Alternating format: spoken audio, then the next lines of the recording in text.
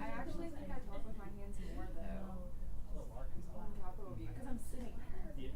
And like you just feel like you have to. When I'm standing out, well, no, I don't know where I'm standing because I'll have my mic and I'll be like.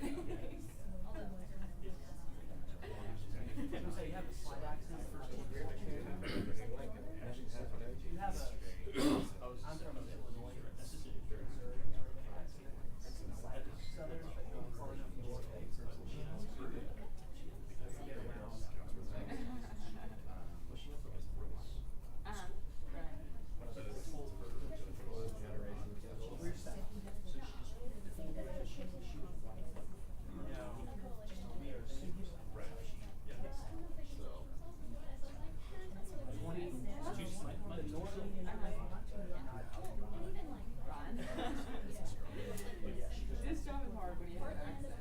I think it's taken away any accent I have. Right. No, I think I'm gonna drop the mic. I'll lose all of it.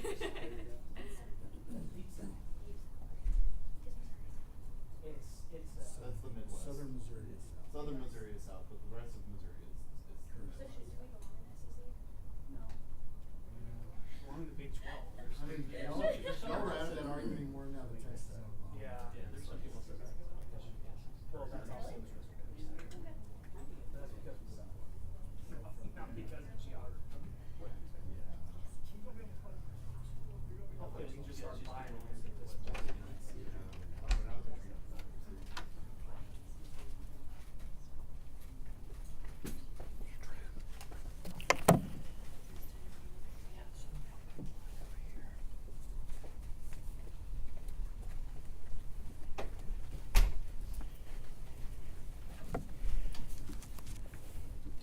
We're going to start on time, not a second too early.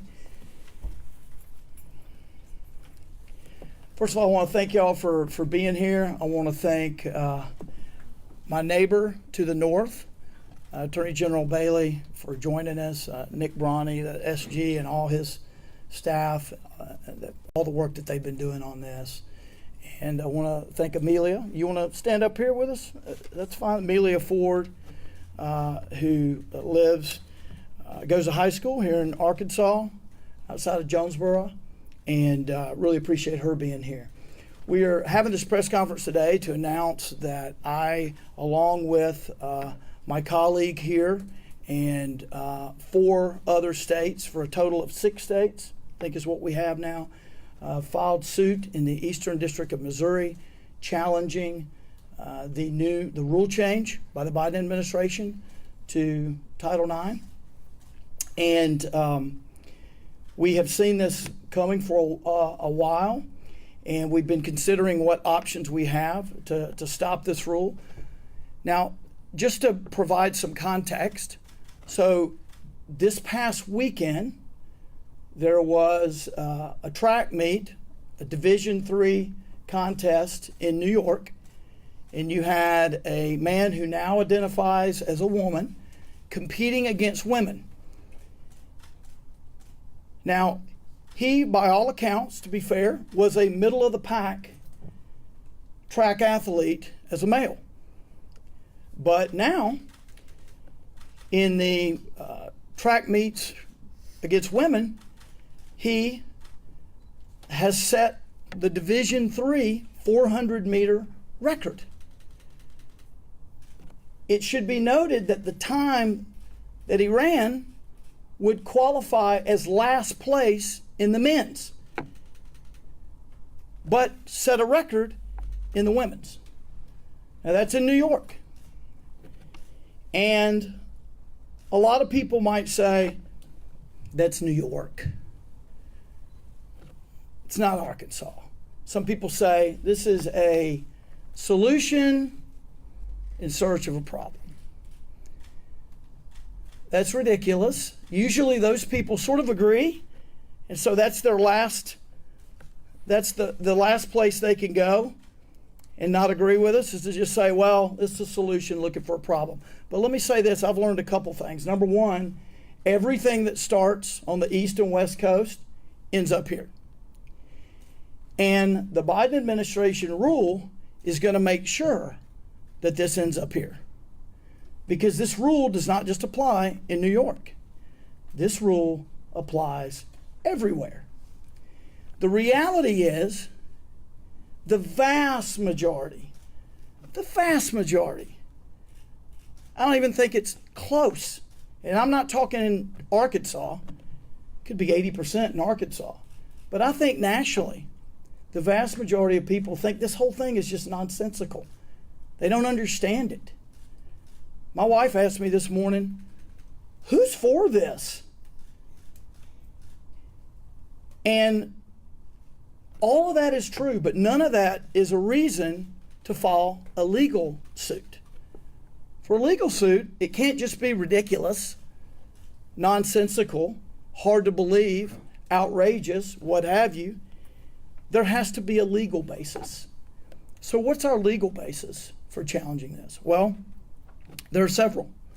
I think we could win on any. I think we will win on all. The first one is statutory construction. This is not a new law. It's been around for decades, and the meaning of the statute has been completely different. It has been about opening opportunities for women, not shutting them down. You know, we've seen this sort of administrative play by the Biden administration in another area. Just last week, 2 weeks ago, we were dealing with the law that protects pregnant women in their employment. And now that law is being interpreted to ensuring the right to abortion. Something similar is going on here. This law was put into place to protect the rights of women and to provide opportunities. So it is the interpretation of the Biden administration is completely inconsistent with the statute and the way it's been interpreted for decades. So there's statutory challenge. Then there's a constitutional challenge. There's a First Amendment challenge. You're compelling people to speak in a particular way or risk some sort of harassment charge if you don't call people exactly what they want to be called. You also have what I call the Schoolhouse Rock constitutional argument. I think more people could benefit by watching what we did in the 70s, where you learn the fundamentals of changing the law. There's a process for this. It is well articulated in the Constitution. It doesn't change because you're frustrated with Congress. It doesn't change because you can't get elected to Congress, the people you want to change the law. It does not change based on any of that. The process is the same, and you got to follow it, and they're not following it. So there's a constitutional objection there. Then there's also the constitutional objection. It's called the major questions doctrine, which is related to this process argument. If it's a major question, it's got to go to Congress, not through the regulatory scheme. And then finally, the arbitrary and capricious standard that we often challenge administrative actions using.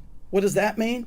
Well, it's arbitrary and capricious because it's been interpreted a particular way for a long, long, long time, and then all of a sudden it changes. Arbitrary and capricious. Also, there were numerous comments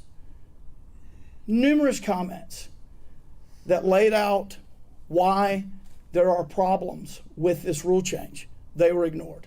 Arbitrary and capricious. So, look, I don't think it takes a lot of explaining as to why everyday people think this is odd, think this is wrong, think this is outrageous. But now I've provided to you the legal basis, and I'd like to welcome General Bailey to come up and say a few words, and then we'll hear from Ms. Ford. Thank you. First of all, let me thank General Griffin for his leadership on this important issue, for his partnership with Missouri and the coalition of states that we are both leading in this legal challenge to President Biden's attack on the equal rights of women. For a half decade, this federal statute has protected women's rights. President Biden is perverting the plain text of the statute in favor of a radical transgender ideology. He has no constitutional authority to do so. There is direct harm to not only the states, but the private plaintiffs involved. I'd like to point out, first and foremost, reiterate what General Griffin said. President Biden has no constitutional authority to rewrite statutes. The plain text of the statute speaks for itself, and there's been a well-settled meaning that the word discrimination based on sex means binary decision between male and female gender. President Biden's attempt to re-legislate that issue through the flick of a pen in an administrative rule is unconstitutional. His attempt to expand the concept of discrimination based on sex to include radical transgender ideology is a perversion of the plain meaning of the statute. We are going to fight back and put a stop to this attack on women's rights. As a father, as a husband, this is personal to me. And we're proud to have partnered with the state of Arkansas, General Griffin, and other like-minded state attorneys general. I also want to thank Ms. Amelia Ford for her courage in stepping up and joining us in this important fight. And I'd like to turn it over to her for remarks.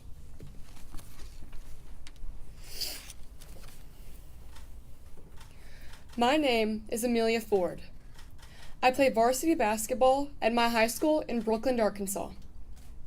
First, I want to thank Attorneys General Griffin and Bailey for inviting me to speak here today and for all their work protecting young women like me. I know I speak on behalf of women across the country in expressing gratitude for your courage standing up for the true meaning of Title IX and equal opportunities for women. A few days ago, some officials in Washington, D.C. issued some rules forcing schools to let certain boys access girls' locker rooms and sports teams. Now, whenever a boy identifies as a girl, that boy can come into my locker room where I change. He can use the bathroom where I need privacy. He can even get placed into my hotel room with me overnight when my team travels.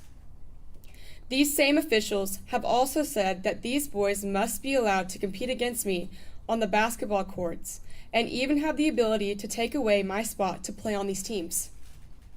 That is not okay. You don't just become a girl by what you feel or by what you think. The government should not force us to disregard common sense and reality, especially not by using Title IX, a law meant to protect women's opportunities. I've worked incredibly hard to compete on the varsity team and be the best I can be. I love sports, and I know the importance of having privacy in locker rooms, showers, and overnight trips. I don't want that taken away. I'm glad that I live in a state where there are laws that protect women's sports and women's-only spaces. But the new rules threaten our state laws. So, I'm joining a lawsuit to ask a court to step in and stop these new changes. I don't want any girl to lose her right to a fair playing field or her right to use a safe place to change. I'm so grateful for those standing against this rule today, and I hope many more will stand up with us because we matter. Thank you. Thank you, Bailey. Okay, now we'll take some questions. Yes, sir. Generally, I got two questions. One, from my understanding, the Title IX rules don't specifically mention athletics, so why focus on that in this lawsuit? And secondly, several other states have filed similar lawsuits in other states or federal courts. What's different about this one, or is just the goal hoping that one of these circuits will end up striking down the rules or blocking them? Well, I think the athletics is a natural outflow. We've already seen it. I gave you an example. You don't have to look long and you don't have to look hard to see that this is already impacting people. And this rule change is a welcome mat for more of that unacceptable behavior. This is going to increase it. And so we had no choice but to do this. Now you ask, why are we filing it? I take an oath here in Arkansas. And I support whatever other states are doing. And a lot of those are my colleagues. I support what they're doing. We wanted to make our own arguments here. I don't want to get too technical, but we're in the 8th Circuit, and I believe all of our state to join are in the Eighth Circuit, so which is the way the federal courts draw the lines geographically. But look, I think that I wanted to do this. We talked to colleagues to see who wanted to join us, and all the ones that joined us are in our federal circuit. If you're asking, was there some grand conference call where all the AGs got on and decided who would do what? No. Not that I know of. This is something that a lot of us feel strongly about. And I think the reality is so many people feel strongly about it. Many wanted to do their own thing on this one, in contrast to what you often see where there's one suit nationally on a particular issue. I think that is a reflection. I think the multiple suits is a reflection of the passion on this issue. Are the arguments all the same in these, or is there something? I haven't read all the others. I know that ours are fabulous. I want to thank our SG again, and thank you to General Bailey's staff. I could tell you that we're going to win this suit. Is there any examples yet that this has happened in Arkansas? And I guess a question for you too. Do you have thoughts that this is going to be happening in your school, or do we know for sure that it's going to happen? So she's not going to take questions today, if that's okay. But I think if we have no obligation to sit around and wait until the examples pile up. The idea that this isn't going to happen here because it hadn't happened yet, I don't buy it, and I don't think anybody else buys it. So I love the timing of this. I think we're moving quickly, and we're trying to preempt, and hopefully we can get this stopped before it starts. Do you see the suit as being harmful to transgender students? No, I see it as following the law. If you want to change the law, there's a process for that, as outlined on Schoolhouse Rock, and it's on YouTube. You got to go through Congress. Thank y'all. Happy to take any questions if anybody has any. I would point out too that in the state of Missouri, we have the Save Women's Sports Act. So just like Ms. Ford pointed out, the Title IX rule promulgated by the Biden administration attempts to nullify state statute. We currently are enforcing state statute to protect women's sports, and that's why the athletics competitions is central to some of the things we're talking about here today. Can I ask you the same question? Is this a Let me just say this. We have the same protections. I want to thank Senator Missy Irvin for her leadership on that. We have similar protections at the state level. Can I ask you the same question and then I asked him? Is this something that has happened in Missouri, or something that is happening, or is it more of a prevent? So this absolutely was happening prior to our General Assembly. The people's elected representative is enacting legislative protections. We're not going to let the Biden administration undo those protections because we've seen the harm that occurred before that legislation was passed. And they couldn't happen here prior to this because we have a state law in place. General, Josh Steiner with the Arkansas Democrat Gazette. And I apologize, this question's actually going to be for both of you. Athletics is a part of, it might be a part of these provisions. And like you said, it's maybe coming down the road. But there are also lots of other sections that address things. And given, Arkansas, and I bet probably in Missouri too, there have been other laws that address things like referring to people by their pronouns, or restricting bathroom access to folks that match the sex. And I apologize, I'm still waking up for the day. But does your lawsuit focus mainly on athletics, or does it also cover some of these other things? The entire Title IX rule and all of its pernicious impacts. We attack those portions of the rule that change well-settled statute that was enacted by Congress in Biden's attempt to undermine the rule of law. We attack those portions that are unconstitutional. We attack those portions that seek to nullify state law. So the complaint speaks for itself, but it goes beyond just athletics. And the First Amendment not only protects speech, but it protects us from having to say certain things. Can't compel certain speech. Now, why would that be an issue here?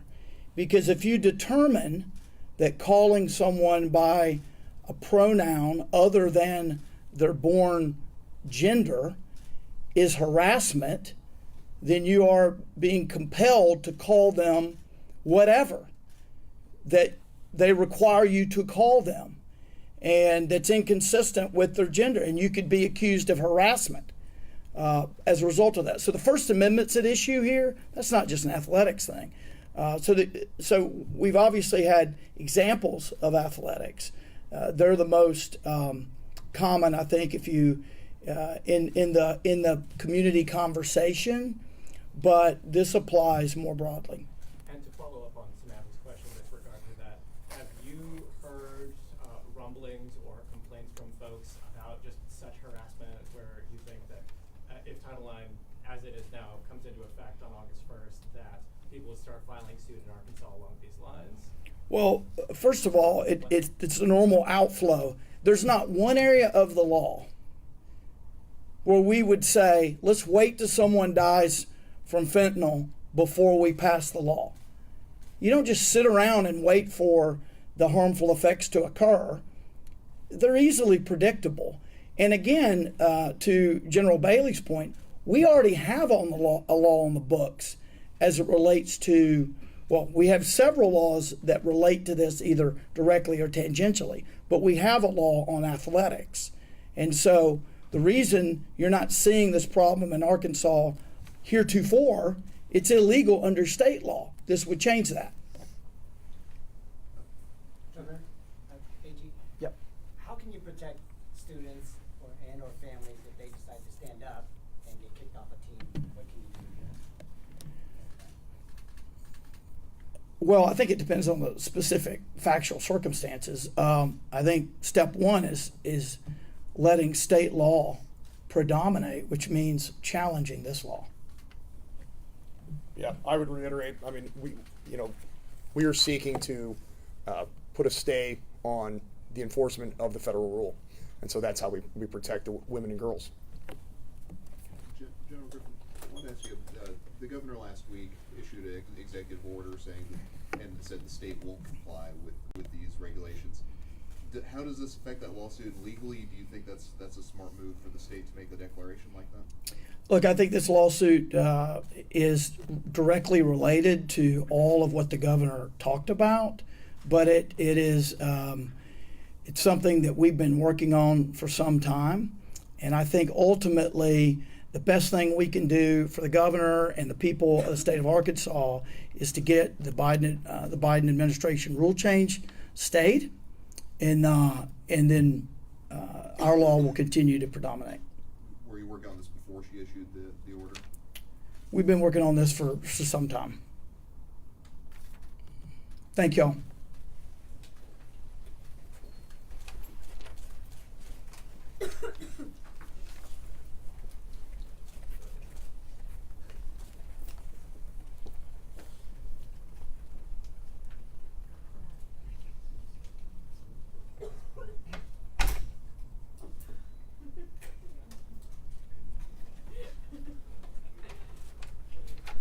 Hey, Andrew, I would mention that we filed comments on the rule like a year ago, I think about a year ago. So, I mean,